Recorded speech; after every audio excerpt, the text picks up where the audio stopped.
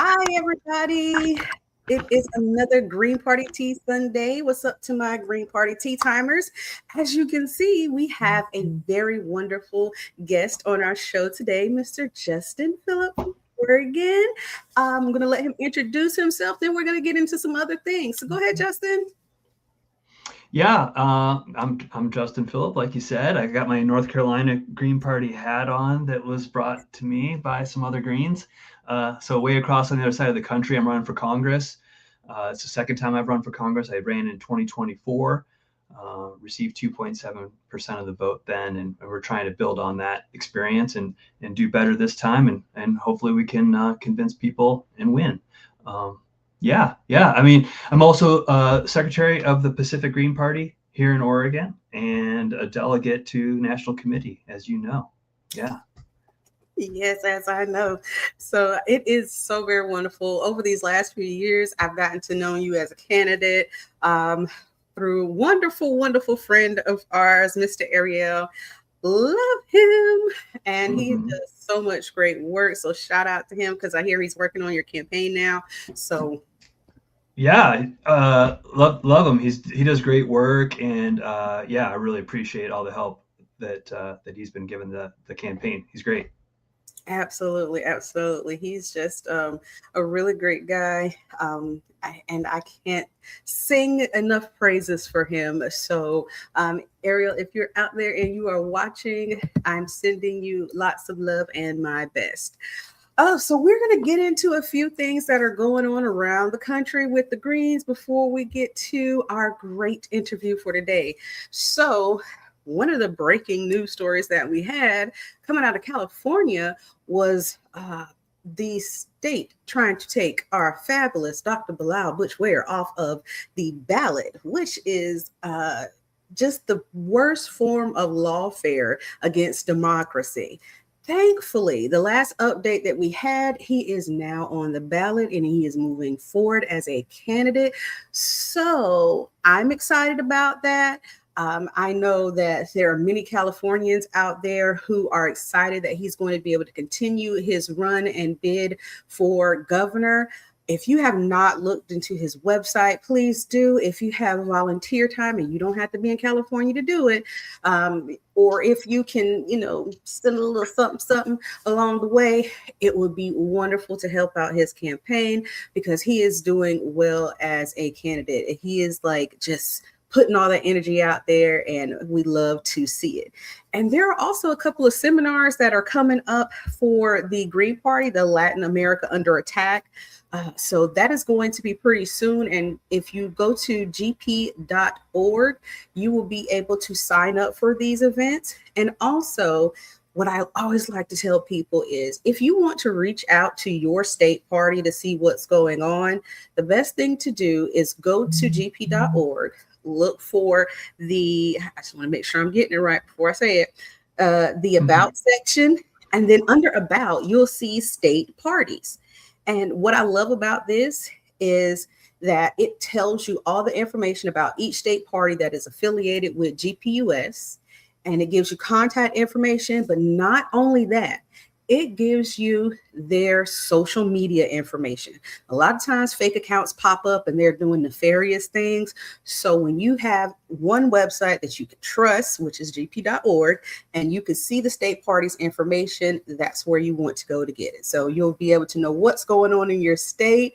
Hi, Edie. She says, hello, Leah and Justin. Hey, Edie. Hi. Love Edie. And they will actually be on after my show since they are doing petitioning to gather signatures in Illinois. So if you want to hop on over to the Green live stream after this show to be able to see what they have going on for the week, because I know they're going to talk about Iran and all types of other things, and I am here for it because I want to get in on it. So thank you so very much for being here, Edie. And now, for the man of the literal hour. Oh, Scott's here too. I'm sorry. Scott, hi.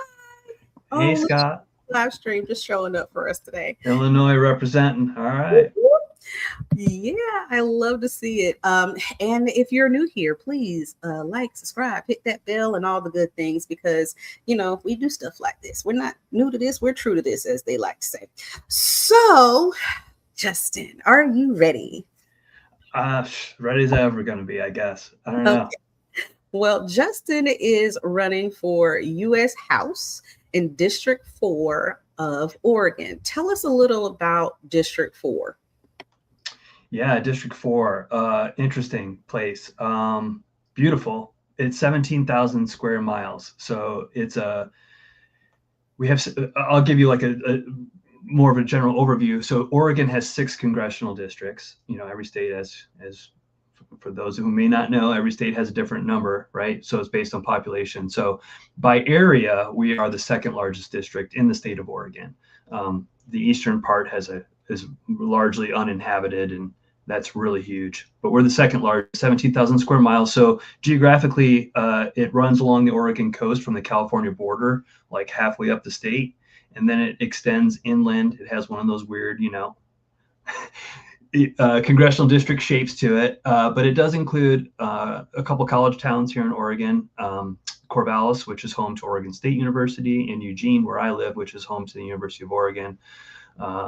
There's other schools and towns, obviously, but those are a couple of highlights of the district. It's I guess one of the things I like to tell people is the largest voting block in this district are non-affiliated voters. So in Oregon, I know it's different in every state, but in Oregon, you can register with the political party when you register to vote. But the biggest block is non-affiliated. So that, to me, that's an indication that folks are looking for something else. The fact that they don't really want to identify with either of those two major parties. And we have several minor parties, of which the Pacific Greens are one of them. Yeah, and Oregon, I grew up in the Detroit area, much more diverse than where I live now. I'll be honest. So it's really white here. The Black population is less than 1% of the total population in this district. I think the Latin community is like maybe the biggest sort of minority community in the district. But yeah, I mean, Oregon unfortunately has a bit of a racist history. Black people were not allowed to settle here years and years ago. So there's some carryover from that history, and that's sort of why it's a very white a very white state. But it's becoming more diverse all the time as our places all across our country. So yeah, that's kind of the fourth congressional district here, and the incumbent is a Democrat. So in Oregon, 5 out of 6 districts are represented by a Democrat, and the one out east, which is more rural, has a Republican representative. And all up and down the West Coast, like Butch Ware's running in California, but like I guess the West Coast is sort of a good illustration in general, Clea, of sort of the failures of the Democratic Party and the insufficiency of Democratic Party leadership, because they controlled the governorship all up and down the West Coast in the 3 states that, I mean, I suppose Hawaii and Alaska also border the ocean, but here in the lower 48, Washington, Oregon, and California all have Democratic governors, all have democratically controlled legislatures, but none of us have health care for all. Mm-hmm. Even though a lot of the rank and file and the base would love to have that, we don't have it. So and in another big one here in Oregon is campaign finance reform. In Oregon, you're allowed to spend unlimited sums on elections, and it's one of the few states that has like virtually no restrictions. We passed a ballot measure a little while ago that would put some campaign finance in place. I think that's something that's across the political spectrum. I think no matter where you fall on the political spectrum, I think most people agree we do not want money in politics. We don't want the corruptive influence of money. Yeah, folks definitely here, no matter where they fall, they want some sort of campaign finance reform. Unfortunately, the Democrats have sort of done the best they can to drag their feet on that and sort of dilute it so it's not as strong as what the voters were hoping for, because the system's working just fine for them here. And unfortunately, I'll say this last bit about Oregon is like we had ranked choice voting on the ballot in 2024. Unfortunately, it failed.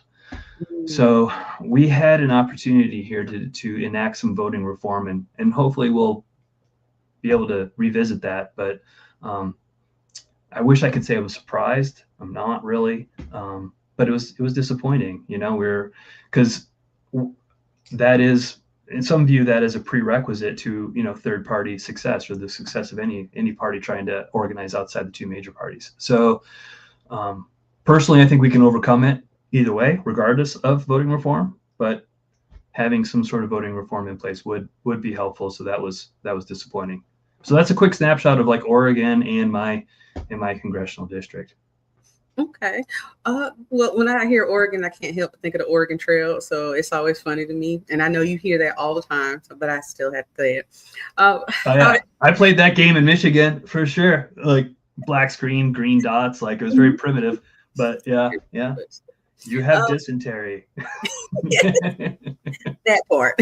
Sorry about it. Yeah. Hopefully you can make it. Yeah. I don't know. I mean, I guess it's like a third party. It could be sort of a metaphor for like third party struggles, right? Like, yeah, it can be. I see that. The journey that we're on a little bit, but yeah. Yep. So what else do you know about Oregon? I know they have good basketball or football, something like one out of two of those things. Oh, got the Trailblazers for sure. I remember when I was a kid, I had this map, and like the thing that each state was known for was sort of like displayed on the map. So like Idaho had a bunch of potatoes on it, and Oregon had a bunch of pine trees. And I had this perception as a young kid of like, oh, it's just like Idaho's just full of dirt and potatoes, and that's all that. And Oregon's just all pine trees. Well, there are a lot of pine trees, and we're trying to preserve those forests. But yeah, that was kind of my impression before I got here. I didn't know much about Oregon when I moved here when I was like 21. So, but it's beautiful. I live in the valley. I'm about an hour in from the coast. If I drove an hour to the east, I'd be like up in the Cascade Mountains. So the geography is really beautiful. I never get tired of it. We're trying to keep it that way. Trying to keep it beautiful. That's that eco part of everything, just seeing it and keeping it safe. Yeah, for sure. So I have a question about ballot access. So you're on the ballot as a Green Party candidate. What is the ballot access situation in Oregon? Yeah, so I guess it could be worse. I think those folks like Edie's has to do with petitioning, and the folks in Illinois and places like that. New York, I know, is very difficult. There's some states that make it really, really hard. But Oregon is not quite so difficult. We have to run candidates in a statewide race, though. So like when people are like, why are you running people for president and you're not focusing on down ballot races? I guess my answer to that is we focus on we run candidates at every level that we can. But one of the reasons that we run candidates for statewide races or presidential races is to maintain our ballot access. So, and I know this is true in other states, just like it is in Oregon, but we have to get like X percentage of the vote every time there's so a presidential candidate would help us maintain ballot access. A Senate candidate would help us maintain ballot access. Governor, Secretary of State, Treasurer, things that are statewide. My race would not help us maintain ballot access, but and that usually when you get that percentage in a general election, then you're good for like 4 years here. So we were able to sort of renew in 2024. So 2026 isn't super critical for us, but we're trying to not put her back up against the wall in 2028, where we would have to have it. So I'm pretty confident, though. We have a candidate. We have our nominating convention in May, so even my race or my nomination won't be official until then. I'm expecting to get the nomination of the Pacific Green Party just like it did in 2024, but that won't be official until May. And that goes for all of our other candidates as well. So beautiful view of the coast in Brookings. Yeah, Brookings is beautiful down there. Sorry, I just saw that comment. So so ballot access, we're pretty good. We're good to go until 2028. We have ballot access. Yeah, we're good. We're good there. Oh, I was just saying, my nomination will be official there, and we have 3 candidates that are trying to get our nomination for governor. So that isn't decided, but one of them will be nominated, and I'm confident that whoever our nominee is will secure the number of votes to extend us to 2030. All right. I'm not gonna ask you which one you're picking for now, because that's something that y'all do I got to be a little objective. So I actually hosted our gubernatorial debate, and you can find that on our YouTube channel, the Pacific Green Party's YouTube channel. There's a recorded version of our gubernatorial debate. Yeah, I got to be as objective as possible, but yeah, I really appreciate. I'm glad we have more than we have several people interested in that. We're always looking for quality candidates. So if you're out there and you live in Oregon and you thought maybe I could possibly run, or please reach out to us, send us an email, find our website, and we'd be happy to help you. We're always looking for good people. Yeah. So now my question is, why is there a nomination convention instead of you having to do the primaries in Oregon? Yeah, so again, that's different in every state, right? Like what Butch Ware's dealing with in California, they have like a top 2 system. So in Oregon, we have closed primaries. So in order to vote in the Democratic primary, you have to be a registered Democrat. In order to vote in the Republican primary, you have to be a registered Republican. And those are the only 2 parties that are included. So is that Democratic also, right? That's sort of like a question for people to think about, like that we cater to these 2 parties to have publicly funded. I mean, not publicly funded in the way we would like to see elections publicly funded, but there is a cost associated with having primary elections that the taxpayers pay for, and we're not part of that. No minor party is part of that. There will be some other like county commissioner and city council races. They're nonpartisan. They're part of that election as well. Maybe a few ballot measures as well. We've got one here in my county where we're trying to protect the water sources by giving the water itself rights under the law, which is very interesting. But yeah, that's kind of where we're at. I don't know. Does that answer the question? Sorry. It does, because in North Carolina, it was kind of different for us. As long as we had ballot access, we could be a part of the primaries. And we do also have closed primaries here. So a lot of times, with not having so many candidates do anything, there was no reason for us to primary anybody. So we just didn't appear on the ballot. However, when you're considered a new party, you do have to do a nominating convention. So that's the difference. So in this year, 2026, since we are considered a new party, we would have to do a nominating convention. But in 2028, we can do primaries. Interesting. Yeah. I mean, I'm still learning stuff all the time. Honestly, I've only been the party secretary, which is like the official liaison to the Secretary of State here in Oregon, for like going on close to 2 years at this point. So I'm still learning stuff. I was just part of a training that the Secretary of State put on this week about disclosures, candidate disclosures. You got to put like the paid for by Justin Filip for Congress. Now I'm beholden apparently only to FEC, Federal Election Commission laws, but folks that are running for other offices that I have to help, then I need to know those state laws to help them, to advise them. But yeah, all minor parties here have to sort of just figure it out on their own through these nominating conventions that they host whenever they can. Yeah, that is. And ours is in May. Ours is on May 16th, and our voting will close at the exact same time as the primaries. So the polls are going to close on May 19th at 8 p.m., just like it would for the 2 major parties. Oh wow! Well, that's awesome. Awesome. So Edie asked a question in the chat. Any AI data centers being built in your district? Not that I know of right now. I mean, Amazon's trying to build a distribution center that would possibly displace some wetlands not far outside of the city limits of Eugene. We're kind of trying to fight that.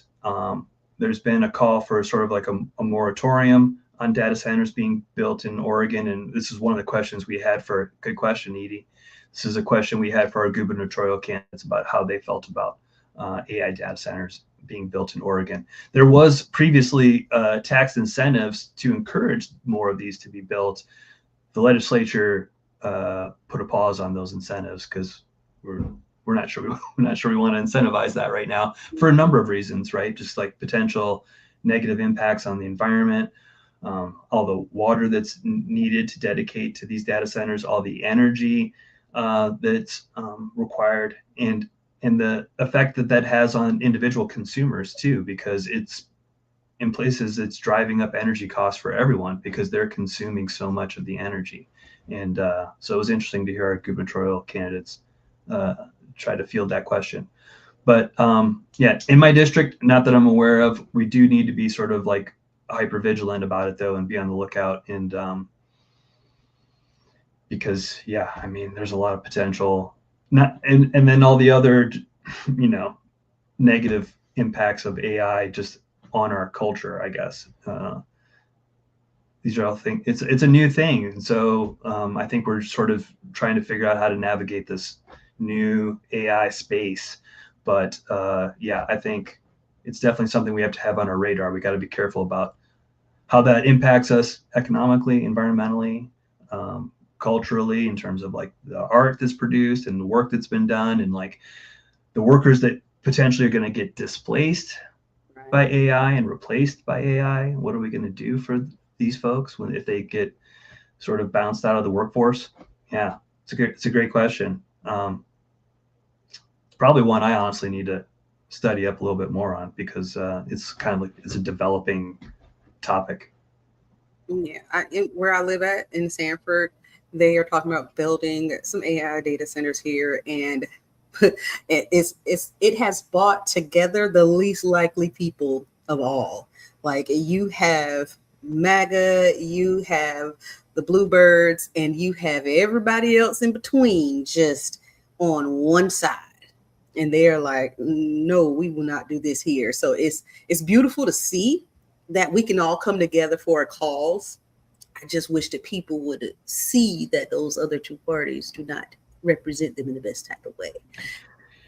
Yeah. I mean, again, no matter where you fall along the political spectrum, we all need clean air and water and all this stuff. And like, I'm seeing a similar sort of thing, Clea, in Oak Ridge, which is in my district. It's a smaller rural town, like kind of up in the Cascades. And there's someone trying to put in, it's not an AI data center, but it was a mining operation. Like they wanted to put in like a gravel quarry. And this guy that owns all these vineyards around here, and the community there, which probably typically leans red, is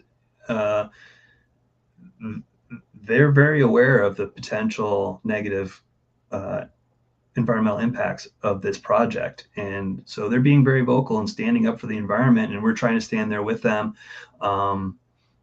Yeah, I mean, unfortunately, I think people don't really realize the dangers of these things until they try to put them in their community. And then they study up on them, and they're like, I don't think I want that. I don't think I want my kids potentially, being exposed to carcinogens and all those other things. So yeah, it's just getting them to understand it before it hits them so closely. Unfortunately, sometimes it takes that for people, but yeah, that these are the sorts of issues that can really bring us together. And I guess to piggyback on what you said there is, like, I do think that is where the Green Party sort of helped bridge the urban-rural divide. I'm sure you probably see it there too, right? Like, typically our rural communities lean a little more Republican, the urban areas lean a little more Democrat. But and for whoever it is on the other side, like the other one's just like the devil, right?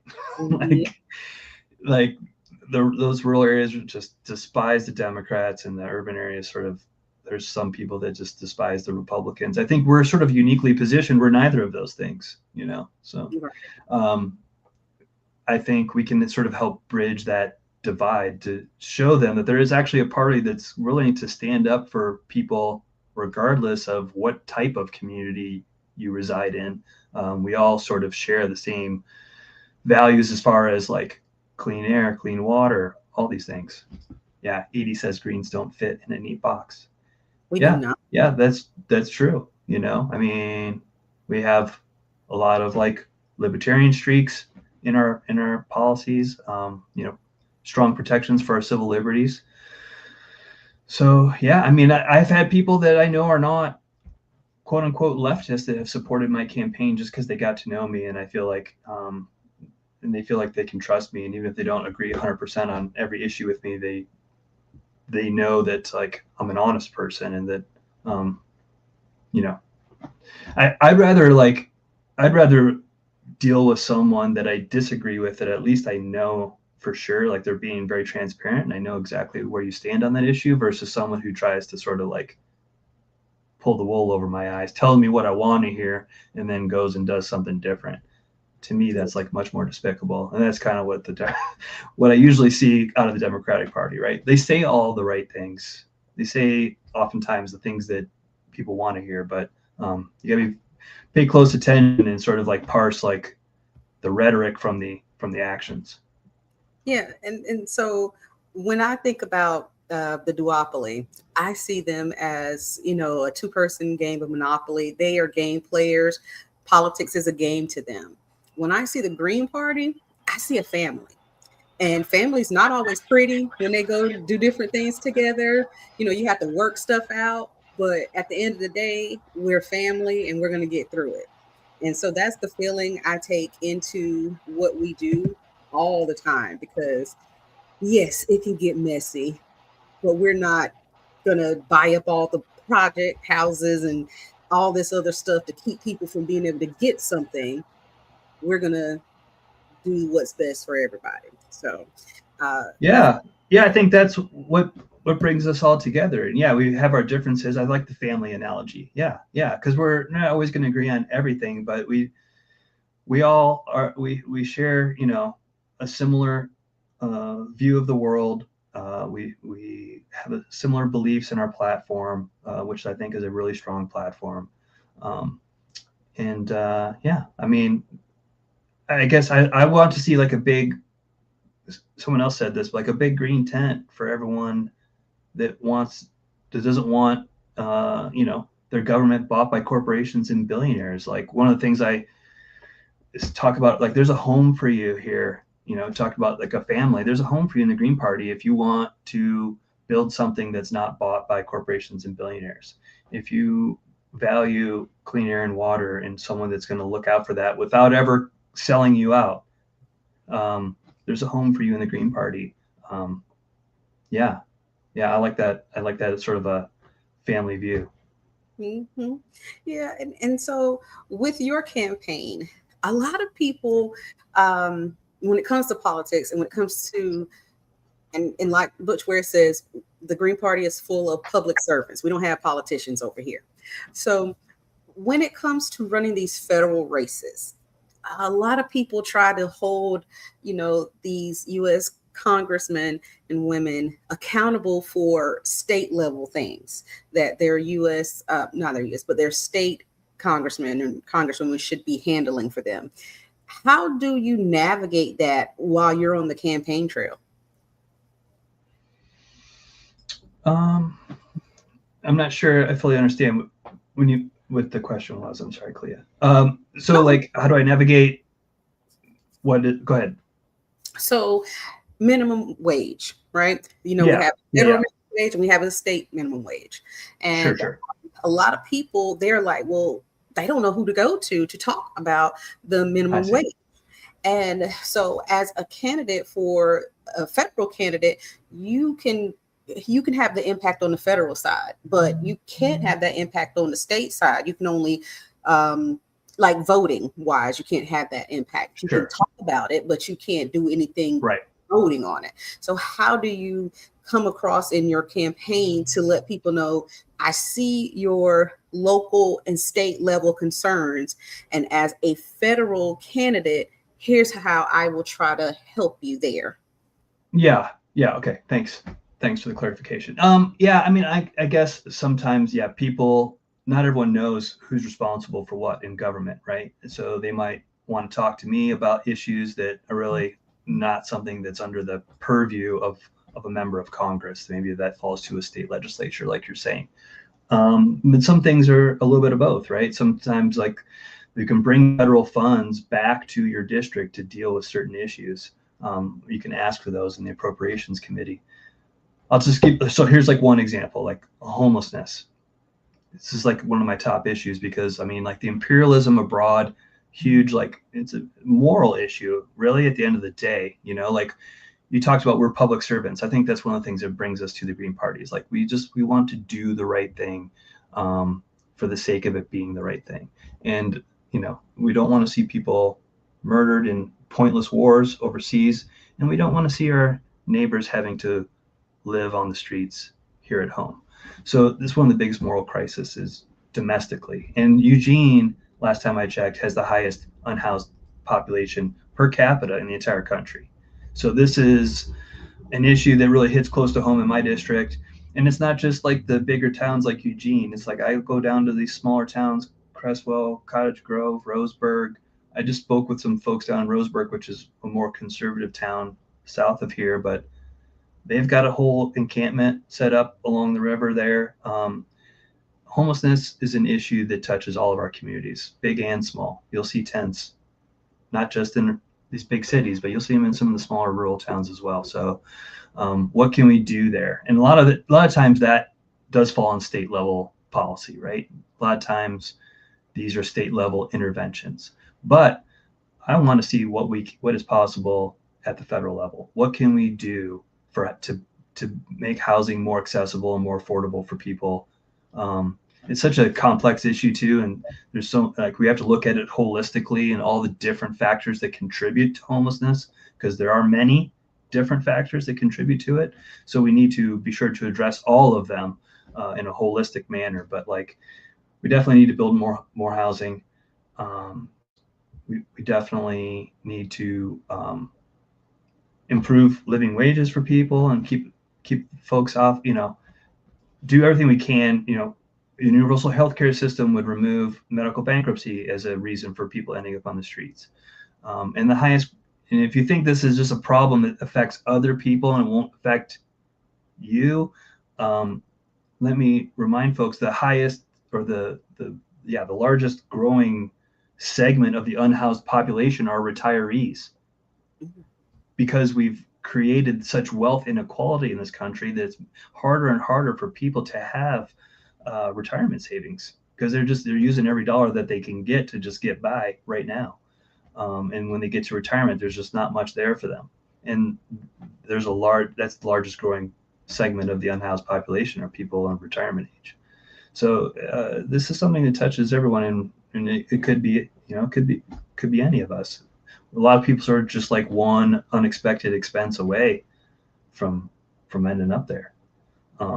So like that's an issue that is both state level and potentially federal level. My representative says like there's not much she can do, but I was like, I want to exhaust every avenue to do everything I possibly can do. And if there are roadblocks at the federal level that preventing us from bringing federal dollars back to our districts to address this issue, I want to know what those roadblocks are, and I want to like work to remove them.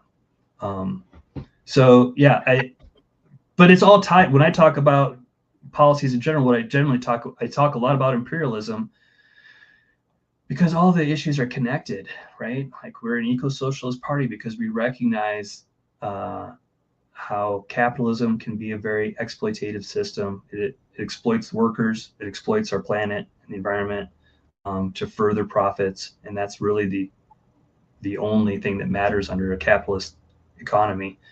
And that's why we're eco-socialists, because we recognize we have to take other things into consideration. We have to have a long view. We have to leave a planet for our children that's inhabitable. I mean, all the, you know, and these are priorities. When we spend $952 billion on the military every year, and then apparently we're going to go ask for $200 billion. Did I say million? I meant billion. Then we have to go. Apparently, they're going to ask us for $200 billion more for this Iran fiasco. And then, I mean, how much money have we sent Israel? And we know what they're doing with that aid. you know, crimes against humanity. So yeah, these things are all related. So these are trade-offs, you know. I mean, when we spend that much money, that's money that cannot be allocated to housing, education, healthcare, things that are going to make uh, the lives of everyday Americans better. So these are all choices, and I think everything is sort of like everything's connected. Right. So you were saying that retirees are some of the uprising population of the homeless, and when you were saying that, I was thinking one of the communities that we least talk about in politics, and we have to do a lot better job of, is the disabled community. Mm. They are a large voting bloc that people tend to forget. And the Democrats and the Republicans know how to play both sides of the what they need from the disabled community vibe. And Mm-hmm. so we have the, oh, you can't um, raise the federal minimum wage because then you'll be getting too much money and you won't be able to get disability. But if you already know Mm-hmm. that $1,000 a month is not a living wage for people to do anything, why is it at that level? And then Mm-hmm. on the flip side of that, they talk about, I don't even know if I can say that over here, so I'm going to say smushmortion because I don't just want to be safe. So, they say, well, the Democrats, want all disabled babies to have, well, all the Like moms. euthanized or something. Yeah. And it's just like you're playing the sides of the disabled community against each other, and it's not fair, it's not right, and it does not do anything for them, like have accessible housing, have more accessible transportation where more than one wheelchair user could be on a bus at the same time. Like literally, they can't go to the movies and ride there and back together because there's no way for them to do that on public transportation. So what is something that your campaign has put forth or is thinking about in terms of the disabled community? I mean, it's interesting that you brought this up because I actually just saw a comment on this yesterday. Someone, I don't know where I was scrolling, but someone brought this up that the disabled community is often forgotten about, like you said, and I was like, you know what, they're right. Like, note to self, this is probably something I need to address as part of my platform. It's currently not on my website. So I guess while I don't have a fully developed platform for that, I guess one of the things that I do appreciate about green candidates, I've noticed in other candidates, and I try to be this way, is um, to not pretend like we're perfect, right? We are imperfect people, but we need to be willing to listen, and we need to be willing to grow. And I think I see that more from green candidates. Like Butch Ware is a great example. Like he got some criticism over the trans issue. So what did he do? He went and talked to the trans community. He listened, he learned, and he integrated that into his campaign. And so I appreciate that sort of humility, and I try to emulate that. So this is probably an area where I need to develop something. I mean, it's not enough to just say I care about all people. Everyone's going to say that. But yeah, we definitely need to consider those that aren't often considered, right? Like, and the disabled are another part of our community that often doesn't have a voice in Congress, right? Like, that's one of the things I've tried to like sell myself as someone who's going to speak up for people that don't always have a voice. Like Palestinians don't have much of a voice in Congress. The unhoused don't have much of a voice in Congress, and the disabled very, very similarly too. And you also mentioned like the benefits, right? The potential, all these means tested things um, that are some would say are in place to like make sure we don't overspend. Oftentimes they're really not. They don't really make a lot of sense. There's a certain cost, I will remind people, in means testing. you need to pay people to track all these things, right? You need to pay people to enforce all these things, all these means tested rules that you have put in place to make sure the right people are getting the benefits or Mhm. the right amount of benefits. Um, Oftentimes, I think if you remove the means testing, it would actually be more affordable across the board because you're eliminating that overhead expense and you're instead reallocating those dollars to actually help people instead of just like managing who should be helped or who shouldn't be helped. And people always fall through the cracks, right? And you're describing a scenario where these people are just trying to garner more income for themselves so that they can get by in a world where it's increasingly harder to get by. But they have to be afraid of losing out. If they try to get ahead, they're going to lose out on a benefit potentially. So these are false choices that people shouldn't be forced into. So yeah, there's not only do we have to like make sure we have things in place for the disabled community to protect their rights and their civil rights and to improve on them, but like also be aware of these benefit programs that and all these like little gotchas in there where they could potentially fall through the cracks because they're like just over some income level, Right. but but they're still not doing really well enough to really survive and thrive. You know, um, yeah, these all need to be sort of reevaluated. But this is sort of like a right wing tendency to means test everything. And the Democrats fall into that same sort of like thing too, because it's like we deem certain people deserving of help and more than others. Where I just think we all need to look out for each other. This is like, that is, in my estimation, a role of government is to look out for all of us in and not just like the majority, right? We have to look out for the people that are sort of like that are vulnerable on the maybe on the periphery of mainstream, I guess. Right. So now going on the different side of things, we were talking about a growing community. We're talking about the disabled community, homeless community. Now in Oregon, you said that you have a very, very low um, percentage of the Black population there. So for those people that might be in your district and they're listening to you to say, okay, well, what about my community? What are some of the things that you might have garnered from the Black agenda on the gp.org? Don't forget, it's under platforms, social justice. Um, Mm-hmm. what are some of those things that you might have for the Black agenda, or just to tell your Black constituents as to why you want to earn their votes? Yeah. I mean, I want to earn the respect of and votes of every person in this district and across the country because even though my district is very white, I'm going to be making potentially policy decisions and votes that are going to affect people all across this country, right? Regardless of their race, gender, or whatever. So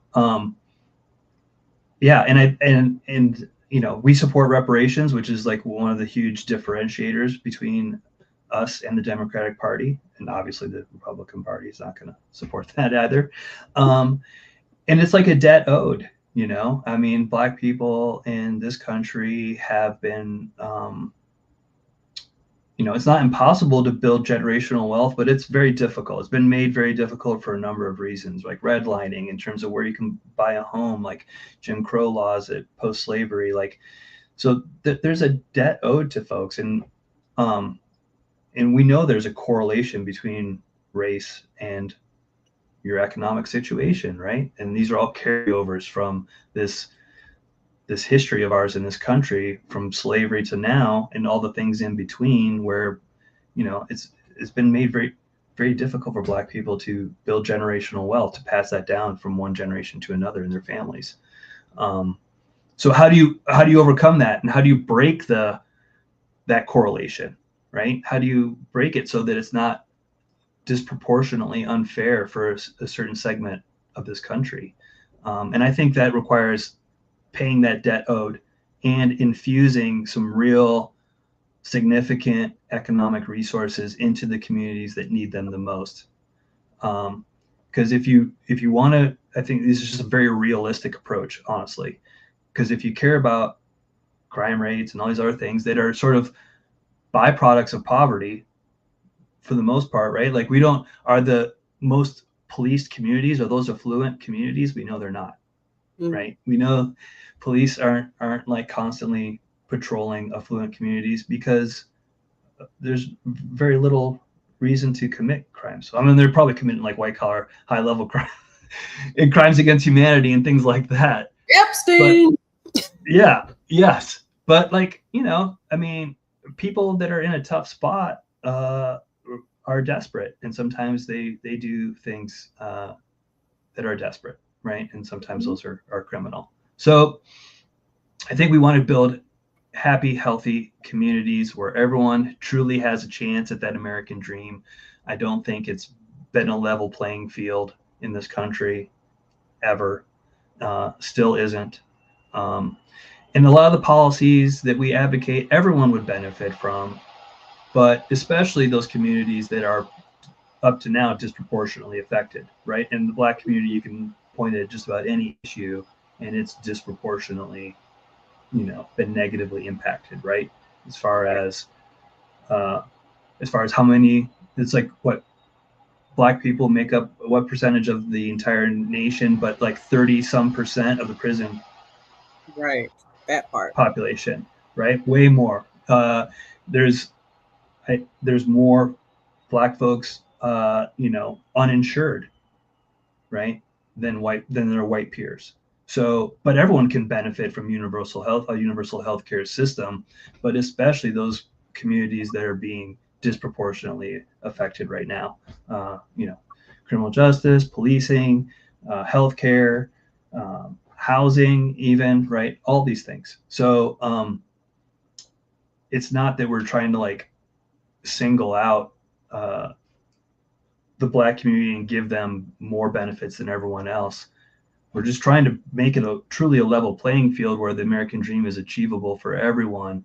Um, and you have no control over the home that you were born into. So then what happens? Like the community we need to have that sort of like family mindset as a country where we're going to help you get there, regardless of how you started out. So yeah, I'm hoping that we can truly change some of this systemic racism that has been baked into just about every policy issue you can think of. Yeah, and the thing that I like when I was first getting into the Green Party myself was their social justice platform part, because they not only talk about the Black agenda, they talk about immigration. They talk about the indigenous community, which is another section of America that we don't talk about a lot. They talk about Hawaii, and people often forget about the injustices that were done with Hawaii. So it talks about so many different things.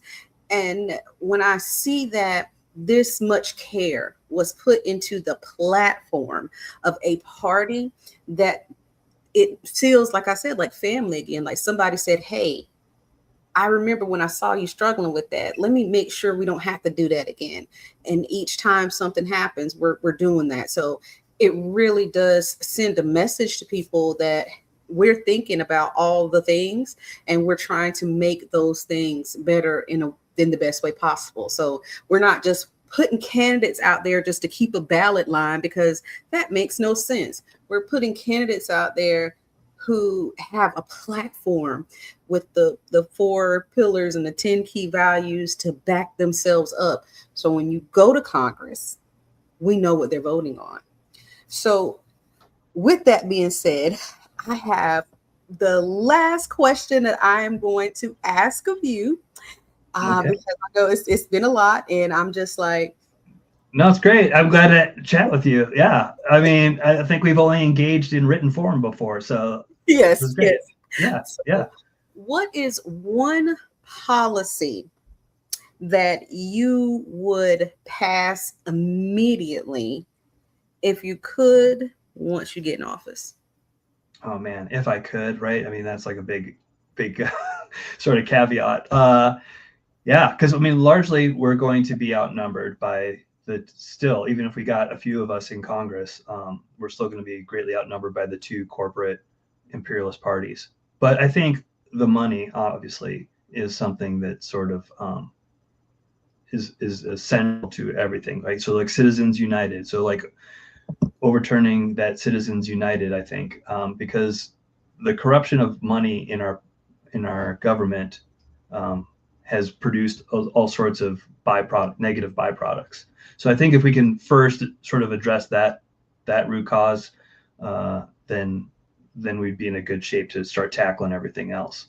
Because like I would love to say something for Palestine or something for the homeless or stuff, but those are all tied to the money. Everything's tied to the money. Everything's tied to the corporate capture of our government. And people are like, I hear people talk about Trump, how he's destroying our democracy. I remind them, you don't have one right now. You only really have two choices, and they're both corporate billionaire choices. And like both of them are like pushing militarism that no one wants.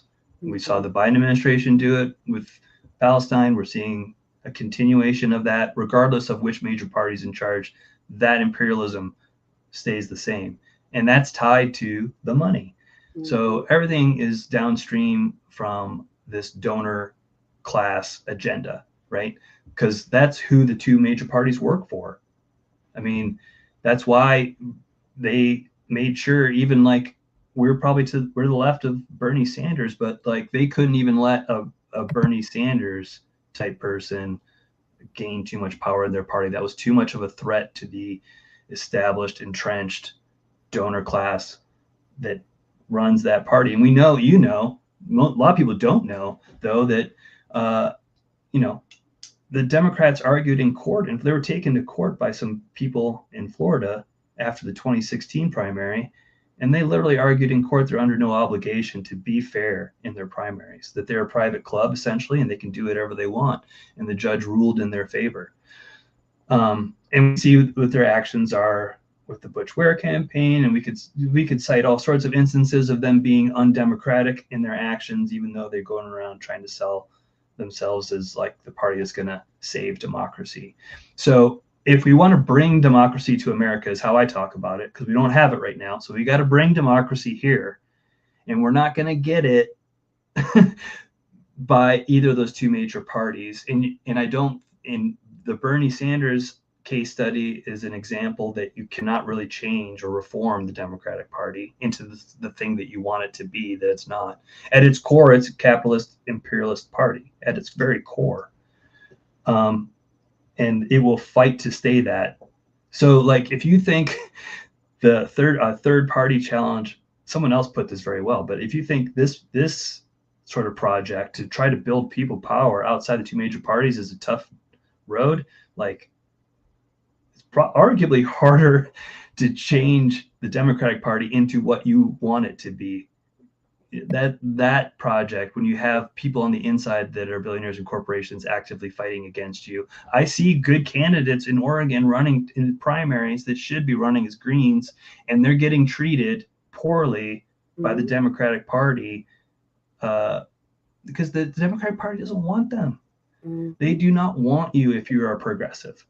If you're going to speak up for Palestine, the established structure of those parties, they are not interested. They're interested in protecting the incumbents, and the incumbents are interested in protecting the donor class. So, I would encourage all these folks to just sort of give up on trying to reform that thing. You can help be a part of building something different, because I think we share the similar end goal, but may have a different strategy about how to get there. So I would love to see more people jump on board with us. And that was kind of like a long rambling response, Clea. I'm sorry, but I was trying to add context to it, So, but yeah, it's a tough project, but yeah. It makes sense. But I think logically, it's our only hope. Logically, I think the Green Party is our only hope. Because we recognize, everyone pretty much agrees that our government's been captured by corporations and billionaire agenda. So you want out of that. You're not going to get out of that by continuing to feed the beast. You're going to have to start building people power somewhere else. And then the Green Party is a logical place to do that, given how much ballot access we've already done, given the great platform that we've already developed. No one ever complains about the platform, by the way. They're like, well, I don't agree with what you guys stand for. I've hardly ever hear that complaint.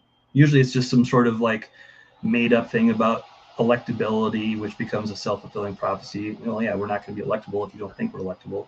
Right. Kind of thing, But the criticism isn't the platform. So we've already developed the platform. We've got some basic infrastructure. Could we improve? Yeah, for sure. But when we don't have corporate donors and billionaire donors to pay a full staff to do all the work, guess who has to do it? Volunteers like me and you, right? Mm-hmm. So everyday people, everyday working class people are like, we need a workers' party. The Green Party is a workers' party. If you're looking for a workers' party, there's a home for you in the Green Party. Yes. Check out the labor portion of our platform. It's pretty strong. And we're not going to sell you out. We're not going to try to break strikes like the Biden administration did. Because we are pure in that way. We are pure in that we don't accept corporate dollars, and billionaires sure aren't going to give us money to help us,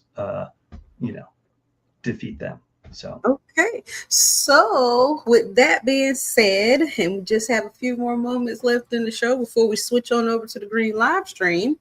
Yeah. Tell people how they can get in contact with your campaign to help you out and what you need most. Okay. Well, you can go to see it's on the scroll down there, but justinforcongress.com, I guess, would be a great place to start. The number 4, justinforcongress.com. And there you'll see links to follow my different social media pages. I'd appreciate folks if they could follow and share some of the things that we're doing here. This is how we're going to grow the green movement. We could definitely, donations are helpful. I could really use volunteers. It's a huge district. It's 17,000 square miles. So this isn't like a New York City borough district where I can probably cover all the ground myself. I'm going to need some help in these other communities because like there's a cost and a time commitment. I'm going to visit as many as I can, but if I had people out there being surrogates, spreading the green word, that would be very helpful. So these are areas that we could use the most help for. We're trying to knock on doors of the folks that we know are already registered green, invite them to our nominating convention, turn out, get involved. Everybody has sort of a different, availability in terms of what they can do. So if you don't have much time, but you have money, please donate the money. If you don't have much money, but you have the time, please donate the time. Find ways that you can chip in, whether it's big or small. Every little bit helps. Every little bit of help I get is something that's not on my plate. Then it frees me up to do more other organizing activities. So we're all in this together. So please, I really want to encourage people to view the Green Party Project as their project, not something that other people are going to get done for them. If you want to, you got to be the change you want to see in the world, to use that cliche. You do. Mm-hmm. So that's the only way we're going to do that. But we can do it. Solidarity, man. Solidarity. We just got to stick together as working class, even middle class folks. If you're not part of the top 2%, you're probably getting exploited and you may not even know it. So, please join in. justinforcongress.com and send me an email. My email's there, justinforcongress@gmail.com. If you don't know quite what to do, let's have a conversation, and maybe we can find something that works well with your skill set. All right. Well, there you have it, good green people. We have Justin Filip out of Oregon running for District 4 with a vast knowledge of what he wants to do, not only for Oregon and the people there, but also around the country, as he is running for federal office. So let's do all the things. Let's make sure we go to all his social medias, like, subscribe, and share, comment, do all the things, and follow what he's doing. Go to the volunteer page, do something, donation page if you can. We want to see you there. So we are going to be looking to see what happens in May at this nominating convention, and good luck to you, Justin. Yeah, thanks so much for having me on. Real quick, I'll just say we need to be our own sort of like megaphone, right? Because traditional media often ignores us. So it's very important that we have this sort of online presence where we're in solidarity with one another and boosting each other, because the traditional media outlets aren't gonna help us in that regard. So we need to do it for each other. And Absolutely. thank you. That's why shows like yours are so important. So thank you. Thank you, thank you, thank you for coming aboard. And hopefully, after May, we'll have you back on closer to the election to see how everything's Yeah. going. And Yeah. maybe you'll be able to watch the Green live stream, but I know you got a campaign to get back to. Keep in touch as always. And thank you again for coming. Thank you all for viewing. Happy Sunday, you guys. And I will see you next Sunday for more Green Party Tea. Bye.